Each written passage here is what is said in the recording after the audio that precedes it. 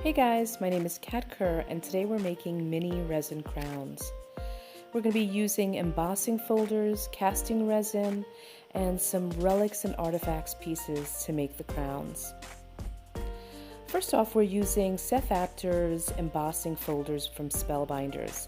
I like using them, they're pretty large and they work great for this project. I also have some wax paper on my table. So today we're using amazing casting resin, and this comes in two parts. It comes in a part A and part B, and you just need to pour out 2 equal parts and then combine the equal parts, mix them together, and then pour it onto your embossing folder, and it creates a white resin sheet.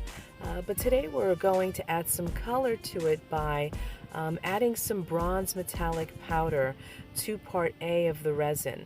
And the reason I'm doing this just to part A is because once you combine the two parts of resin, it starts to cure.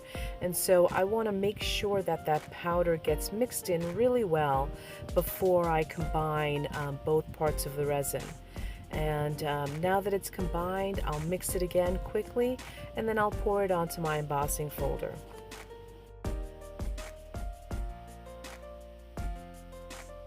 I'll spread it out with my popsicle stick. You can make these as thin or as thick as you like. It normally takes about 10 to 15 minutes to cure. I like to pull it off the embossing folder a little bit, maybe about the 7 or 8 minute mark, just because at that point it's still pretty soft and it allows me to cut it with the scissors if necessary. To test it, I just lift up one side and just pull it off the embossing folder. And you can see that it's still really soft, so I'm just cutting it with the scissors. And it leaves that really nice texture of the embossing folder on the casting resin. It doesn't damage your embossing folders in any way, and even though it's spilled in between the two parts of the embossing folder, you can just peel it right off. It doesn't damage it at all. Now I'm going to cut it with a pair of scissors into the shape of a crown. I don't have a template or anything. This is just a whimsical little crown, so I'm just using the scissors to cut the points on the top of the crown, and it's just a whimsical little design. Nothing too fancy. As you can see, the resin sheet is still pretty soft, so I'm going to tape it onto a bottle, one of the bottles of resin, just so that while it cures completely, it will harden in the shape of the crown.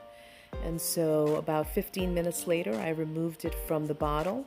And you can see it's in the shape, it's a circle shape, but it's still soft enough for me to staple the two ends together. You can adhere the two ends any way that you want. I was just being lazy and used the stapler. Next, I'm going to add some metallic powder, some metallic luster, and to the front of the crown, to the design part.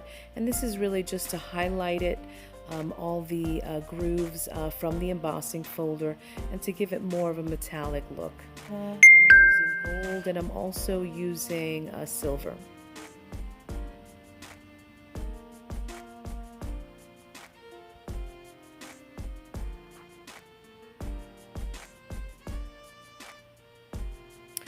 I'm also using this beautiful Dresden trim from Relics and Artifacts.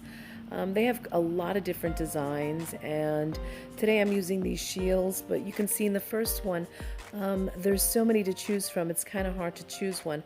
But they are pretty shiny, and so because my crown is a little rustic looking, I need to tone down that gold a little bit, so I used some metallic luster. I'm also using some beautiful rhinestone trim from Relics and Artifacts, and I'm going to attach it to that medallion Dresden with just a little bit of hot glue.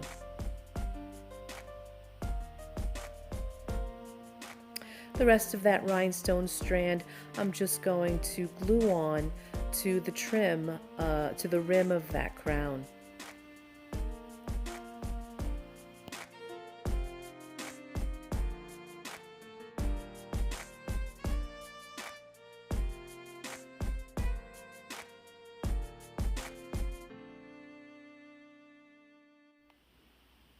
Lastly, I'll attach that Dresden piece to the top of the crown using some more hot glue.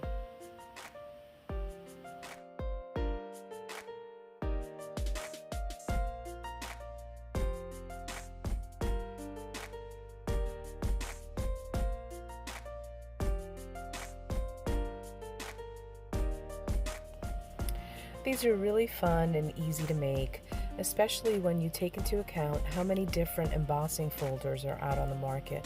There's so many different design options, as well as Dresden trim and rhinestones. Make sure you stop by my website, katkerr.com, for more tutorials.